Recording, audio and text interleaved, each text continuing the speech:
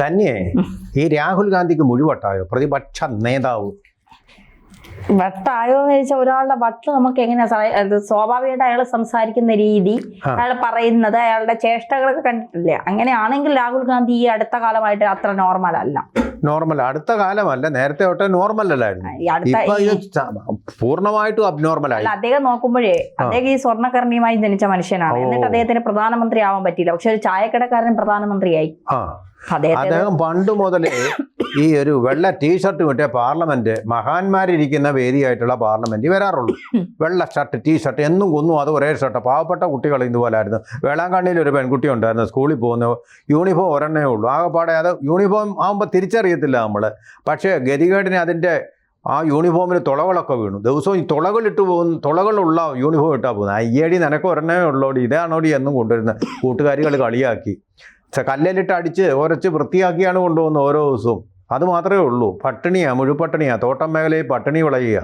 അതിൻ്റെ ഒരു ഇരയാണ് അവൾ. അച്ഛനും അമ്മയ്ക്കും ജോലിയില്ല, തേയിലവെള്ളം കുടിച്ചാണ് കിടക്കുന്നത്. അങ്ങനെ പല ദിവസം പോയി കൂട്ടുകാരികൾ കളിയാക്കി, അച്ഛൻ എനിക്കൊരു യൂണിഫോം വാങ്ങിച്ചു തരണമെന്ന് പറഞ്ഞു. ഇല്ല മോളെ, എൻ്റെ അരി വാങ്ങിക്കാൻ പോലും കാശില്ല, അതുകൊണ്ടല്ലേ നമ്മൾ തേയില വെള്ളം കുടിച്ച് കിടക്കുന്നത്, അതുകൊണ്ട് എനിക്കൊരു നിവൃത്തിയില്ല എന്ന് പറഞ്ഞു. വേണ്ട അച്ഛാ, വേണ്ട എന്ന് പറഞ്ഞ് അവൾ വേറെ യൂണിഫോം ഒന്നും വേണ്ടാത്ത ഒരു ലോകത്തേക്ക് സ്വയം അങ്ങ് പോയി. 7 വയസ്സുള്ള പെങ്കൊച്ചാന്ന് നോക്കണം കൂട്ടുകാരുകൾ എന്ന് പറയുന്ന പോലെ. അങ്ങനെയുള്ളവരായി ഒരേ യൂണിഫോം ഇട്ട് ദിവസവും വരുന്നത്. അന്ന് മുതൽ ഇന്ന് മുതൽ ഈ മനുഷ്യൻ എന്ന് ഞാൻ നോക്കുമ്പോൾ ഒരു വെളുത്ത യൂണിഫോം ഇട്ട് മസിലും കാണിച്ചാണ് വരുന്നത്. പാർലമെന്റിൽ തീരെ അയോഗ്യം. ഇതിനേക്കാൾ മസിലുള്ളവർ വേറെ ഇല്ലാഞ്ഞിട്ടല്ല, അവരൊന്നും ഈ മസിലിൻ്റെ പ്രദർശനവും നടത്തിക്കൊണ്ടല്ല നടക്കുന്നത്. മനസ്സിലായില്ലേ? അതുകൊണ്ടാണ്. അതുപോലെ കയറി ഇങ്ങോട്ട് വരുമ്പോൾ ഒരു സ്നേഹ പ്രദർശനം. പ്രിയങ്ക ഗാന്ധി അവിടെ മറ്റൊരു MP ആണ്. പാർലമെൻറ്റിൽ വരുമ്പോൾ അവർ കുടുംബത്തിലെ സഹോദരനും സഹോദരിയും അല്ല, അവരതിനപ്പുറം 2 MP മാർ, 2 നമ്മുടെ രാജ്യത്തെ 2 ജനപ്രതിനിധികളാണ്. അതിന് കൈ കൊടുക്കുന്നു, ഷെയ്ക്ക് ഹാൻഡ് കൊടുക്കുന്നു, കെട്ടിപ്പിടിക്കുന്നു. ഈ പ്രകടനങ്ങളൊക്കെ ഇതിനകത്ത് വന്ന് കാണിക്കേണ്ട കാര്യമുണ്ടോ? കല്യാണം കഴിക്കാത്ത മനുഷ്യനാണ്, എന്തും ആകാമെന്നാണോ ഇയാൾ വിചാരിച്ചിരിക്കുന്നത്? ഇത് വളരെ മോശമായിട്ടുള്ള കാര്യമാണെന്ന് സ്പീക്കർ തന്നെ അന്നേ ചട്ടം കെട്ടി. പിന്നെ പാർലമെൻറ്റിനകത്തിരുന്ന് ഫോൺ വിളിക്കുക, ഫോണിനകത്തൂടെ സംസാരിച്ചു കൊണ്ടിരിക്കുക. വലിയ നല്ല വിവരമുള്ള മനുഷ്യർ കേൾക്കുമ്പോൾ അത് കേൾക്കുമായിരുന്നു. നെഹ്റു ഒക്കെ ഏകകാലം പറയുന്നത് കേൾക്കും. മനസ്സിലായില്ലേ? ആ ഒരു പ്രതിപക്ഷ ബഹുമാനം കാണിക്കാതെ ആരെങ്കിലും സംസാരിക്കുമ്പോൾ ഫോണിനകത്ത് കൂടെ കിടക്കുന്ന സംഭാഷണം, വെളുത്ത ഷർട്ട് വിട്ടുകൊണ്ട്. പിന്നെ തന്നെയല്ല, നോർത്ത് ഈസ്റ്റിൽ നിന്നുള്ള കുറേ MP മാർ വാതിൽക്കാൻ നിന്നിരുന്നു. ഇപ്പോൾ ദലിത വിഭാഗത്തിൽപ്പെട്ടവരാ.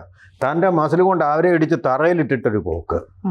എന്തൊരു ഇയാൾ ആരാ? ഇയാൾ മുഹമ്മദ് ഒരു ബോക്സിംഗ് താരം ഉണ്ടായിരുന്നു, ബോക്സിംഗ് താരമോ ഇയാൾ?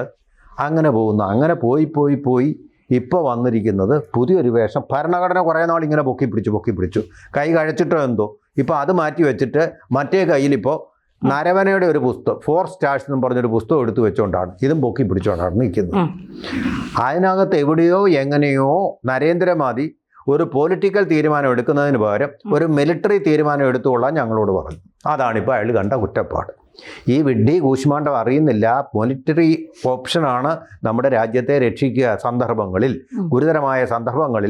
ഗുരുതരമായിട്ടുള്ള സന്ദർഭങ്ങളിൽ മിലിറ്ററി തീരുമാനമെടുക്കാതെ രാഷ്ട്രീയ തീരുമാനമെടുത്തതിൻ്റെ അടിമകളാണ് നമ്മൾ. നമുക്കങ്ങനെയാണ് കേരളത്തോളം സ്ഥലം. നെഹ്റുവിൻ്റെ കാലത്ത് ചൈന അപഹരിച്ചുകൊണ്ട് പോയത് രാഷ്ട്രീയ തീരുമാനം അദ്ദേഹം എടുത്തു. VK കൃഷ്ണമേനോനും കൂടി അവരെടുത്ത തീരുമാനം മണ്ടൻ തീരുമാനമായിരുന്നു. പട്ടാളക്കാർക്ക് വിട്ടുകൊടുത്തിരുന്നുവെങ്കിൽ അവരെ ഒരു ഇഞ്ച് പോലും പോകാതെ സൂക്ഷിച്ചേനെ. അതുപോലെ തന്നെ മറ്റൊരിക്കൽ ഇസ്രായേൽ പറഞ്ഞതാണ് ഇന്ദിരാഗാന്ധിയോട്, നെഹ്റുവിൻ്റെ പുത്രിയായി ഇന്ദിരാഗാന്ധിയോട് പറഞ്ഞതാണ്, ഞങ്ങൾ പാകിസ്ഥാൻ്റെ ഈ ആണവ സന്നാഹം ഇപ്പോൾ തീർത്തു തരാം, നിങ്ങളൊരു കാര്യം ചെയ്താൽ മതി, ഞങ്ങളുടെ രാജ്യത്തു നിന്നുള്ള വിമാനങ്ങൾ, ഫൈറ്റർ പ്ലെയിനുകൾ, അതിന് കൂടുതൽ ഗ്യാസോലിൻ വേണം, പറന്നങ്ങ് വരുമ്പോൾ കുറച്ച് ഗ്യാസോലിൻ ചിലവ് വരും, നിങ്ങളുടെ രാജ്യത്ത് ഇറക്കാൻ സമ്മതിക്കണം. അയ്യോ അതൊന്നും പറ്റില്ല, ഞങ്ങളൊരു മതേതര രാഷ്ട്രമാണ്, തന്നെയല്ല ഞങ്ങൾ ചേരിചേരാ രാഷ്ട്രമാണെന്നൊക്കെ പറഞ്ഞ് അതിന് അനുമതി നിഷേധിച്ചു. അതിൻ്റെ ഫലമായിട്ടാണ് പാകിസ്ഥാൻ ഇങ്ങനെ കിടന്ന് മസിൽ പിടിക്കുന്നത്. ഞങ്ങൾക്ക് ആണവ ബോംബ് ഉണ്ടെന്നുള്ള ഒരു വീര്യത്തിലാണ്. മനസ്സിലായില്ലേ? കിടന്ന് അഹങ്കരിക്കുന്നത്. അതിൻ്റെ രാഷ്ട്രീയ തീരുമാനമായിരുന്നു. അങ്ങനെയുള്ള രാഷ്ട്രീയ തീരുമാനം തന്നെയാണ് പട്ടാളത്തിൻ്റെ കാര്യത്തിൽ AK ആൻ്റണി പ്രതിരോധ മന്ത്രിയായിട്ടിരുന്നപ്പോൾ ഫലം എന്താ? അങ്ങനെയാണ് അവിടെ പാകിസ്ഥാൻ്റെ പർവേസ് മുഷറഫ് അവിടെ മഞ്ഞുമലയിൽ കൂടി കയറി ഇങ്ങോട്ട് വന്നിട്ട് ഇന്ത്യയെ ആക്രമിച്ച് ഇന്ത്യയെ നിലംപരിശാക്കി. എന്താ? പട്ടാളത്തിന് യൂണിഫോം ഇല്ല, ആവശ്യത്തിന് ഓക്സിജൻ സിലിണ്ടറുകളില്ല, തണുപ്പിനെ നേരിടാനുള്ള സംവിധാനങ്ങളൊന്നുമില്ലാത്ത പട്ടാളം നിസ്സഹായമായി അവിടെ മഞ്ഞിനകത്ത്, അതും 0 -25 ഡിഗ്രിയൊക്കെയാണ് അവിടുത്തെ തണുപ്പെന്ന് പറയുന്നത്. ആ തണുപ്പിൽ കടന്ന് അനുഭവിച്ചു രാഷ്ട്രീയ തീരുമാനം. നമ്മൾ ആയുധങ്ങൾക്ക് വേണ്ടിയോ പ്രതിരോധത്തിന് വേണ്ടിയോ അധികം പണമൊന്നും ചിലവാക്കാൻ പോകുന്നില്ല. അതിർത്തി റോഡുകളില്ല. ശത്രു ആക്രമിച്ചു കഴിഞ്ഞാൽ പാഞ്ഞെത്താൻ മിലിറ്ററി വാഹനങ്ങൾ പാഞ്ഞെത്താൻ വേണ്ട റോഡുകൾ വേണ്ടേ? ഇതൊന്നുമില്ലാത്ത രാഷ്ട്രീയ തീരുമാനം നടത്തിയതിൻ്റെ ഫലമാണ് ഇന്ത്യ ചൈനയുടെയും പാകിസ്ഥാൻ്റെയും മുമ്പിൽ പലപ്പോഴും വളരെ ദുർബലമായി പോകുന്നതും പ്രതിരോധത്തിലായി പോകുന്നതും. അതെല്ലാം മാറ്റിയെടുത്ത ഒരു പ്രധാനമന്ത്രിയാണ് നമ്മുടെ രാജ്യം ഭരിക്കുന്നത്. എന്തുകൊണ്ടാണ്? മിലിറ്ററിയുടെ ആവശ്യം എന്താണോ എന്ന് തിരിച്ചറിഞ്ഞിട്ട് ആ നടപടി നടത്തി. അതാണ് ഓപ്പറേഷൻ സിന്ദൂറിലൂടെ 11 ഭീകര താവളങ്ങൾ തകർത്തത്. സർജിക്കൽ സ്ട്രൈക്ക് എന്ന് പറയുന്ന പുതിയ യുദ്ധ സംവിധാനം കൊണ്ടുവന്നത്. എന്തേ തൻ്റെ അപ്പൂപ്പനും പിന്നെ തൻ്റെ അമ്മുമ്മയും ഒക്കെ ഇരുന്ന കാലത്ത്, ആ പിതാമഹനും ഒക്കെ ഇരുന്ന കാലത്ത് എന്തുകൊണ്ട് ഇതൊന്നും ചെയ്തില്ല? അതിൻ്റെ ഫലമാണ് ഇന്ത്യ അനുഭവിക്കുന്നത്. അതുപോലെ തന്നെ വിഭജന കാലത്തെ പറ്റി പറഞ്ഞാൽ എത്രയോ ഹിന്ദുക്കളുടെ ചോര, മുസ്ലിങ്ങളുടെ ചോരയാണ് ഈ രാജ്യത്തോട് ഒഴുകിയത്. എത്രയോ കുട്ടികളാണ് മരണത്തിലേക്ക് നടന്നുപോയത്. അഭയമന്വേഷിച്ച് പോയവർ, പാകിസ്ഥാനിൽ നിന്ന് ഇങ്ങോട്ട് വന്ന കൊച്ചു കുട്ടികൾ, അവരെന്ത് വിളിച്ചു? 6-7 വയസ്സുള്ള കുട്ടികളുടെ കൈയും പിടിച്ച് അമ്മമാർ വന്നു. ആ കുട്ടികളൊക്കെ പോയത് മരണത്തിലേക്കാടൂ. തനിക്ക് ഓർമ്മയുണ്ടോ? അതിൻ്റെ വേദന വല്ലതും തനിക്കറിയാമോ? അതിൻ്റെ പരമ്പരകൾ ഇന്നും ജീവിച്ചിരിപ്പുണ്ട്. അവർക്കറിയാം. അവരുമായിട്ട് ബന്ധമുള്ളവർ ജീവിച്ചിരിപ്പുണ്ട്. ആ വേദനകൾ അവർക്കേ അറിയുള്ളൂ. തൻ്റെ രാഷ്ട്രീയ തീരുമാനത്തിൻ്റെ ഫലമാണ്. ജവഹർലാൽ നെഹ്റു എന്ന് പറയുന്ന തൻ്റെ പിതാമഹനെ പ്രധാനമന്ത്രിയാക്കാൻ വേണ്ടി കൊടുത്ത വിലയാടുന്നത്. അത് വല്ലതും സംഭവിച്ചോ? മോദിയുടെ കാലത്ത് അഭിമാനകരമായിട്ട് നമ്മൾ യുദ്ധങ്ങൾ ജയിച്ചു. സർജിക്കൽ സ്ട്രൈക്കുകൾ ജയിച്ചു. ഓപ്പറേഷൻ സിന്ദൂർ ജയിച്ചു. പിന്നൊരു ഭീകരാക്രമണം ഉണ്ടായിട്ടില്ല. ഈ നരവന തന്നെ ആ പുസ്തകത്തിൽ എഴുതിയിട്ടുണ്ട്. 1 ഇഞ്ച് സ്ഥലം പോലും പോയിട്ടില്ലെന്ന്. തനിക്കെന്താ കുഴപ്പം? രാഷ്ട്രീയ തീരുമാനം എടുത്ത് അതും പൊക്കി പിടിച്ചുകൊണ്ട് നടക്കുക. തനിക്ക് വിവരമില്ല. വിവരശൂന്യനാണ് താൻ. തനിക്ക് വിദ്യാഭ്യാസം ഉണ്ടെങ്കിലും വിവരമില്ല. അതാണ് രാഹുൽ ഗാന്ധി അല്ലേ? അത് തന്നെ, അദ്ദേഹത്തെ തന്നെ പറയുന്നത്. ധന്യെ ഞാൻ അങ്ങനെ പറയത്തില്ല. നാളെ ധന്യക്ക് കാര്യങ്ങൾ പറഞ്ഞാൽ മനസ്സിലാവും. ഇയാൾക്ക് കാര്യങ്ങൾ പറഞ്ഞാലും മനസ്സിലാവത്തില്ല. ശശി തരൂർ മൗനം അവലംബിക്കുന്നത് കണ്ടോ? കാരണം ഈ പറയുന്നത് വിഡിത്തമാണെന്ന് അറിയാം.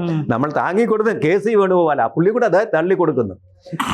മൂട് താങ്ങികളായിട്ട് ഇതുപോലെ കുറെ മൂഢന്മാരും ഉണ്ട്. മൂട് താങ്ങികളായി ഒരു കുറ്റമാണോ? അല്ല. പക്ഷെ ഈ അഹങ്കാരം പാർലമെന്റിനെ ഇങ്ങനെ അവഹേളിക്കുന്നത്. എന്നാ പോട്ടെ, ഞാൻ വേറൊരു കാര്യം പറഞ്ഞു തരാം. അവരുടെ പാർട്ടിയിലെ തന്നെ വലിയ ഒരു നേതാവായിരുന്നു രവനീത് ബിട്ടു എന്ന് പറയുന്നത്. പലതവണ പാർലമെന്റിലേക്ക് ജയിച്ചു. പഞ്ചാബിലെ നിയമസഭാ കക്ഷി നേതാവായിരുന്ന നവനീത് ബിട്ടു എന്ന് പറയുന്ന ഒരാള്. ആ നവനീത് ബിട്ടു അവസാനം ഈ വിഡ്ഢിയെ കൊണ്ട് ഈ പാർട്ടി ഇനി മുന്നോട്ട് പോവില്ലെന്ന് മനസ്സിലാക്കി അദ്ദേഹം പാർട്ടി വിട്ടിട്ട് നേരെ BJPയിൽ ചേർന്നു. ഇപ്പൊ കേന്ദ്രത്തിലെ മന്ത്രിയാണ്. ഭീകരവാദികൾക്കെതിരെ, പഞ്ചാബിലെ തന്നെ ഭീകരവാദികൾക്കെതിരെ അതിശക്തമായിട്ടുള്ള ധീരമായ നിലപാട്. തൻ്റെ തല പോയാലും അവരെ എതിർക്കുമെന്ന് പറഞ്ഞ് ധീരനായ ദേശാഭിമാനിയാണ് ഈ നവനീത് ബിട്ടു. മറ്റെല്ലാ സിഖുകാരെ പോലെയും അവർ ഭൂരിപക്ഷവും ദേശസ്നേഹമുള്ളവരാണ്. ഏതാനും ചില ഖലിസ്ഥാൻവാദികളെ ഉള്ളൂ. ആ ദേശസ്നേഹം ഏറ്റവും കൂടുതൽ പ്രകടിപ്പിച്ചിട്ടുള്ള ആൾക്കാരാണ്, നമ്മുടെ രാജ്യത്തെ രക്ഷിച്ചിട്ടുള്ളവരാണ് സിഖുകാർ. ഇയാൾ പോയപ്പോൾ വെറുതെ അവർ തമ്മിലൊരു ഉപചാരത്തിനെന്ന വണ്ണം പറഞ്ഞു. എല്ലാവരും വിജയിച്ച മട്ടിലാണല്ലോ ഇരിക്കുന്നത്, യുദ്ധം ജയിച്ച മട്ടിലാണല്ലോ ഇരിക്കുന്നത് എന്ന് അദ്ദേഹം ഒരു ലോഹ്യം പറഞ്ഞു. അപ്പോൾ ഉടനെ ഈ രാഹുൽ ഗാന്ധി ഉടനെ പറയുക, ചതിയനായ സുഹൃത്ത്, അവൻ പോകുന്നതിൻ്റെ സ്പീഡ് കണ്ടില്ലേ, കേന്ദ്രമന്ത്രിയാണ് എന്നും പറഞ്ഞ് ഷെയ്ക്ക് ഹാൻഡ് കൊടുക്കാൻ കൈയുമായിട്ട് ചെന്നു. നവനീത് ബിട്ടു അത് തട്ടി മാറ്റി. പഴയ കോൺഗ്രസ്സുകാരൻ, രാജ്യദ്രോഹിയുടെ കൈ എനിക്ക് വേണ്ട, രാജ്യദ്രോഹിയാണ് താൻ എനിക്ക് ഷെയ്ക്ക് ഹാൻഡ് തരണ്ട എന്ന് പറഞ്ഞ് നിഷേധിച്ചുകൊണ്ട് പോയി അഭിമാനിയായ സിഖുകാരൻ. അപ്പൊ ഈ ചതിയൻ എന്നൊക്കെ അയാളെ വിളിക്കാൻ ഇയാൾ ആരാ? ഈ സിഖുകാരാണ് ഇന്ത്യയെ രക്ഷിച്ചുകൊണ്ടിരിക്കുന്നത്. ഇവരുടെ പിതാമഹനും അതുപോലെ തന്നെ ഇയാളുടെ അമ്മുമ്മയും ഒക്കെ ഈ തെറ്റായ തീരുമാനം കൊണ്ട് ഈ രാജ്യത്തെ നാശത്തിലേക്ക് നയിച്ചപ്പോൾ ചോരയും ജീവനും കൊടുത്തുകൊണ്ട് ഈ രാജ്യത്തെ രക്ഷിച്ചത് ഈ സിഖ് റെജിമെന്റാണ്, സിഖുകാരാണ്. അറിയാമല്ലോ, ബംഗ്ലാദേശ് വിമോചന കാലത്തും ഉണ്ടായിരുന്നു ജഗ്ജീത് സിംഗ് അറോറ എന്ന് പറയുന്ന സിഖുകാരൻ മുമ്പിൽ നിന്ന് നയിക്കാൻ. മനാക്ഷ മാത്രമല്ല, അപ്പം അങ്ങനെ മനേക്ഷ മാത്രമല്ല, അങ്ങനെയുള്ള ധീരന്മാരായ പോരാളികൾ അടങ്ങുന്ന ഒരു സമൂഹത്തെ അവർ ഡൽഹി കലാപത്തിലൂടെ 2000-ഓളം സിഖുകാരെ കൊന്നൊടുക്കി ഇന്ദിരാഗാന്ധിയുടെ മരണത്തിന് ശേഷം. അതുപോലെ തന്നെ പഞ്ചാബിലെ മുൻ മുഖ്യമന്ത്രിയായ ബിയാൻ സിംഗിന്റെ കൊച്ചുമകനാണ് ഈ രവനീത് ബിട്ടു. ആ ബിയാൻ സിംഗിനെ പോലും ഓർക്കാതെ ഇത് പറഞ്ഞു. ഇത് സിഖുകാരോടുള്ള അവഹേളനം തന്നെയാണെന്ന് പ്രധാനമന്ത്രി തന്നെ പച്ചയ്ക്ക് പറഞ്ഞു. അങ്ങനെ ഇയാൾ എല്ലാ തരത്തിലും സീൻ ഉണ്ടാക്കിക്കൊണ്ടിരിക്കുക. ഇത് എവിടെ വെച്ചാണെന്ന് അറിയാമോ? പാർലമെൻറ്റിലെ സ്പീക്കറുടെ മുമ്പിൽ സ്പീക്കറെ അനുസരിക്കാതെ അദ്ദേഹത്തിന് മുമ്പിൽ ഈ രാഹുൽ ഗാന്ധിയെ പ്രീതിപ്പെടുത്താൻ വേണ്ടിയിട്ട് അയാളുടെ ഗുണ്ടാ സംഘമായിട്ടുള്ള ഡീൻ കുര്യാക്കോസും അതുപോലെ ഹൈബി ഈഡനും ഉൾപ്പെടെയുള്ള ആൾക്കാരെ അവിടെ ബഹളം വെച്ച് അവിടെ അലമ്പാക്കി കഴിഞ്ഞപ്പോൾ സസ്പെൻഡ് ചെയ്യപ്പെട്ടു. അവർ ധർണ ഇരിക്കുക. ഇപ്പോൾ ആ ധർണ ഇരിക്കുന്നിടത്തു കൂടി അതിൻ്റെ മുമ്പിൽ കൂടി മാന്യമായിട്ട് ഈ മന്ത്രി പോയപ്പോഴാണ് ചതിയെന്നും പറഞ്ഞൊക്കെ അവഹേളിക്കുന്നത്. ഇന്ത്യ രാജ്യവും ഈ പാർലമെന്റും തൻ്റെ കുടുംബ സ്വത്താണെന്നുള്ള മട്ടിലാണ് രാഹുൽ ഗാന്ധി പെരുമാറുന്നതും അതിനെ സ്തംഭിപ്പിച്ചുകൊണ്ടിരിക്കുന്നത്. അത് നോർമലായിട്ടുള്ളൊരു പെരുമാറ്റമല്ല. അതുകൊണ്ടാണ് ഞാൻ ചോദിച്ചത്, ഇദ്ദേഹത്തിന് പൂർണ്ണമായിട്ടും വട്ടായി പോയോന്നു. അങ്ങനെ തന്നെയാണ് ഭൂരിപക്ഷം ഇന്ത്യക്കാരും ചിന്തിക്കുന്നത്. അതുകൊണ്ട് തന്നെയാണ് അദ്ദേഹം പ്രചരിപ്പിക്കുന്ന സ്ഥലങ്ങളിലെല്ലാം കോൺഗ്രസ് തോറ്റ് തുന്നം പാടിക്കൊണ്ടിരിക്കുന്നത്. അത് വീണ്ടും വലിയൊരു തോൽവിയായിട്ട് ഇദ്ദേഹം തന്നെ വൻ തോൽവിയായിട്ട് മാറിയിരിക്കുക. ഇത് തിരിച്ചറിയാത്തവരെ ഈ VC വേണുഗോപാലിനെ പോലുള്ള കോൺഗ്രസ്സുകാർ മാത്രമാണ്. കൂടുതൽ വാർത്തകളും വിശേഷങ്ങളും നിങ്ങളിലേക്ക് എത്താൻ ABC മലയാളം സബ്സ്ക്രൈബ് ചെയ്യുക, ബെൽ ബട്ടണും അമർത്തുക.